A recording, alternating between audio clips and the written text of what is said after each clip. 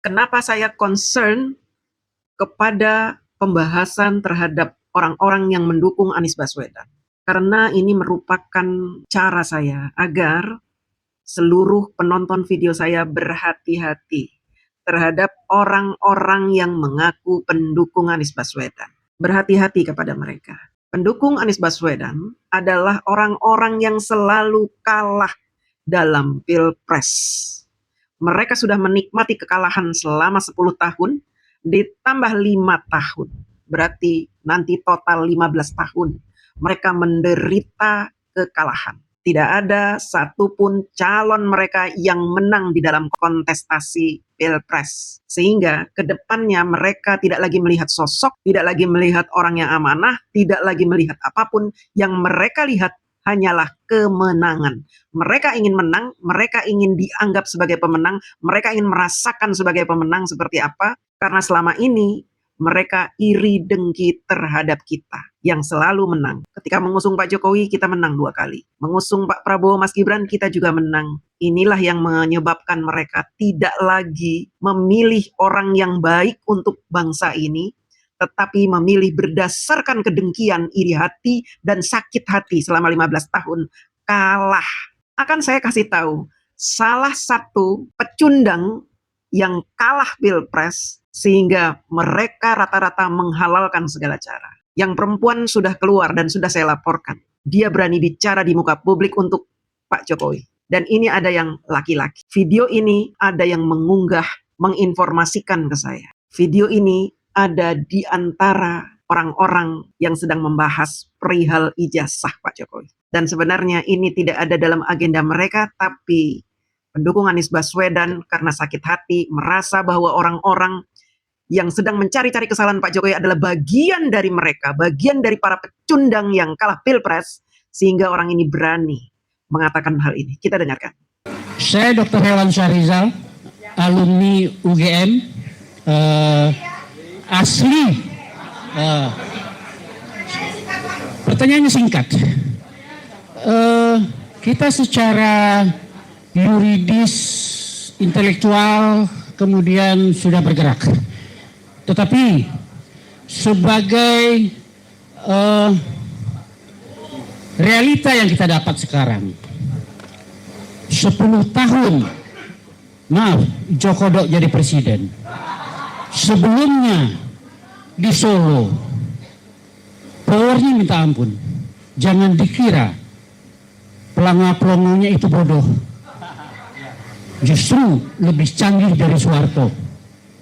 Nah, untuk itu hanya satu jalan lain selain jalan yang sedang ditempuh oleh Mas Suryo, Mbak Tifa. Orang ini nampak sekali ya dari kata-katanya bahwa dia pembenci Pak Jokowi. Sangat membenci Pak Jokowi. Bahkan memanggil nama Pak Jokowi saja tidak mau menyebut Pak Jokowi dengan istilah Jokodok. Sama seperti pembenci-pembenci Pak Jokowi yang lain. Karena kebencian sudah melekat, susah sekali dihilangkan kebencian itu, sehingga muncul kata-kata kotor untuk menghina Pak Jokowi. Nah, orang seperti ini yang mengaku katanya lulusan UGM asli, tapi kalau kita perhatikan dari cara dia bicara, sepertinya dia ini orang yang gagal dalam hidup. Dia mengatakan bahwa dia di awal-awal itu katanya dia seorang yang bertitel, tetapi dari cara dia bicara, sepertinya dia tidak pernah makan bangku sekolahan yang ada mata pelajaran agama. Karena apa? Tidak ada sama sekali tergambar adab di dalam dia berkomunikasi. Dan dia ini bicara di depan Tifa, di depan Roy, di depan orang-orang yang mencari-cari kesalahan atas ijazah Pak Jokowi. Dia ini senang berada di tengah-tengah komunitas pembenci Pak Jokowi. Sehingga dia merasa bebas untuk mencaci maki Pak Jokowi, menggibahi Pak Jokowi, berbicara buruk tentang Pak Jokowi. Dan teman-teman harus tahu bahwa orang-orang yang seperti ini itu sangat didukung oleh pembenci-pembenci yang lain. Tetapi lucunya ketika kita bicara soal Anies Baswedan, tentu kita akan dituduh sebagai pembenci Anies Baswedan. Padahal kita membicarakan Anies Baswedan sebagai sebuah pelajaran agar kita berhati-hati. Ciri-ciri pemimpin yang sangat berbahaya dan menyesatkan ada di dalam Anies Baswedan. Dan ini harus saya katakan berulang-ulang di dalam video-video saya. Karena apa? Sangat berbahaya jika kalian memiliki sosok pemimpin seperti Anies Baswedan. Pengikutnya seperti ini, teman-teman. Punya karakter yang sangat buruk. Bukan karakter orang beragama.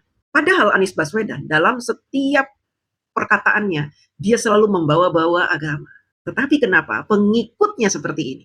Seperti orang yang tidak pernah dididik dalam beretika. Pengikut akan mengikuti junjungannya. Sekalipun di dalam lahirnya kita melihat Anies Baswedan selalu berkata-kata manis. Pilihan katanya itu kata-kata yang indah. Kalau kita jeli, kita akan mengetahui bahwa di setiap pemilihan kata Bapak Anies Baswedan adalah penuh kebencian. Saya mengajak kepada semua, lihatlah rekam jejak. Lihatlah rekam jejak. Karena rekam jejak itulah yang menjadi dasar paling otentik untuk memprediksi ke depan. Apakah rekam jejaknya membela kepentingan semua? Apakah rekam jejaknya memprioritaskan keadilan atau sebaliknya? Dan di situ kami tawarkan apa yang sudah dikerjakan di Jakarta dengan buruh. Dan banyak sekali yang kami kerjakan bukan sebagai atraksi politik. Tadi ceritakan Pak Arief, saya datang kepada tokoh-tokoh buruh, bicara dengan tokoh buruh, tidak ada postingnya, tidak ada mengundang media, bukan, karena itu bukan atraksi. Nah, hari ini ada 3 keresahan besar rakyat. Apa itu? Urusan makan, urusan kerja, urusan masa depan. Di dapur banyak keluarga hari ini, lauk terasa makin tipis. Harga beras mahal. Lauk, transport, sekolah, biaya pendidikan, biaya kesehatan, semua terasa menekan. Tapi di sisi lain, laporan-laporan ekonomi mengatakan dan bunyinya bagus-bagus. Jurangnya ada di sini nih. Ini jurangnya nih. Apa yang terjadi? Angka di atas nampak tumbuh, tapi di bawah merasa was-was. Negara sudah saatnya kembali memihak dapur-dapur rumah tangga, bukan memihak mereka yang berada dalam kemegahan podium-podium yang ada itu. Anies kok ngomong kayak gitu, dasarnya apa? Hanya orang-orang tertentu yang bisa melihat itu. Kalau orang biasa ya gampang ditipu oleh model-model pemimpin seperti itu. Kita lanjutkan videonya biar teman-teman paham. Nggak ada, saya sudah pernah coba. Langsung saya ditangkap oleh Mabes pasal makar 2019. Pertanyaannya, apa solusi kita? Saya sudah bilang di Kagama, sudahlah, saya kalau punya kemampuan, saya mau jadi sniper. Sudah, nggak ada lagi. Mau mati sekalian. Tembak Jokowi. Tembak Jokowi. Tembak Jokowi. Yang sekarang bukan Jokowi, Gibran, anak kesusus. Tanya saya, apa solusi kita, langkah kita selain yang kita berjuang sekarang ini? Kalau saya, nggak ada lain kata, sniper, udah. Kalau saya, nggak ada lain kata, sniper, udah. Orang ini mengancam Bapak Jokowi. Jadi perempuannya si baret-baret itu, laki-lakinya orang ini. Nggak jelas siapa orang ini ya. Tapi wajahnya kelihatan seperti itu kira-kira, dan mungkin orang ini hanya berani bicara di komunitas mereka sendiri. Ya, kalau bicara di muka umum tentu tidak berani. Bahkan moderatornya juga ketakutan ketika dia bilang sniper. Langsung diambil mic-nya, ketakutan. Karena memang mungkin tujuan mereka hanya membahas tentang ijazah Pak Jokowi, tetapi orang ini ingin bertanya, ternyata bukan bertanya, tapi mengeluarkan unek-uneknya, ingin melakukan sesuatu yang melanggar hukum. Jadi saya bisa berkesimpulan bahwa kelompok yang berada di tengah-tengah penelitian ijazah Pak Jokowi adalah para pembenci. Rata-rata adalah orang yang sakit hati, FPI, HTI dibubarkan. Orang yang sakit hati ini memendam dendam yang begitu dalam. Sampai-sampai mereka ingin menghabisi Pak Jokowi. Dan ini, kelompok-kelompok seperti ini harus diwaspadai oleh negara. Jangan sampai kelompok-kelompok seperti ini nanti justru malah membahayakan Bapak Prabowo. Bukankah dia juga menyebutkan nama Mas Gibran? Dia sebutkan nama wapres kita. Dia juga mengancam wapres kita. Lalu apa tindakan kepolisian jika melihat hal ini terjadi? Video ini sudah viral. Video ini tersebar di mana-mana. Dan sepertinya ada pembiaran video ini tersebar. Kenapa tidak ada tindak lanjut dari kepolisian? Video Wuri Baret juga seharusnya tidak perlu saya laporkan. Seharusnya polisi bisa bertindak. Karena pengancaman di muka publik itu adalah bukan delik aduan, tetapi delik kejahatan yang memang langsung bisa ditangkap oleh polisi. Sama dengan video ini, dia berbicara di muka umum, sampai-sampai ada yang merekam, dan orang yang merekam juga menyebarkan itu. Mungkin tujuannya untuk menakut-nakuti Pak Jokowi, menakut-nakuti pemerintah, bahwa mereka punya kekuatan, punya power, melakukan sesuatu untuk menyudahi Pak Jokowi. Ini yang harus diperhatikan oleh pemerintah. Jangan diam aja Pak Prabowo. Melihat orang-orang seperti ini jangan diam saja, ini bahaya. Mereka jumlahnya tidak sedikit Pak Prabowo, banyak. Mereka mengambil kesempatan dari kebencian-kebencian yang sedang disetting oleh para pembenci ini. Melalui drama-drama, diantaranya ada drama ijazah. Nanti ada drama lagi, buku, endgame. Ada lagi drama lain, pemakzulan. Ada lagi drama. Bahkan kemarin di Hari Buruh ada drama dibuat di situ, dimainkan di situ. Disusupkan orang-orang yang ingin membuat chaos. Ini sebenarnya terhubung ya dengan apa yang diucapkan oleh Bapak JK. Nanti akan ada kekeosan. Dan tidak tahu tiba-tiba tertangkap banyak orang membawa paku, membawa bom molotov, dan lain-lain.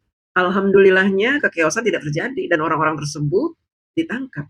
Kenapa orang-orang itu berani menyusup di tengah-tengah demo yang damai? Kenapa mereka berani? Karena mereka ada yang membiayai. Yang kedua, mereka begitu sakit hati ormasnya dibubarkan. Dulu sebelum ormas itu dibubarkan, mereka bisa terima uang lumayan banyak dalam setiap aksi-aksi mereka. Ketika dibubarkan, tidak ada lagi dana hibah, tidak ada lagi donatur-donatur, tidak ada lagi event-event yang mendatangkan uang, yang menghasilkan uang. Sehingga mereka sakit hati. Penghasilan mereka lenyap gara-gara ormas mereka dibubarkan. Untuk itu saya mau teman-teman berhati-hati senantiasa terhadap orang-orang yang ada di belakang Anies Baswedan. Karena memang mereka rata-rata orang-orang yang sakit hati dan menghalalkan segala cara. Terima kasih.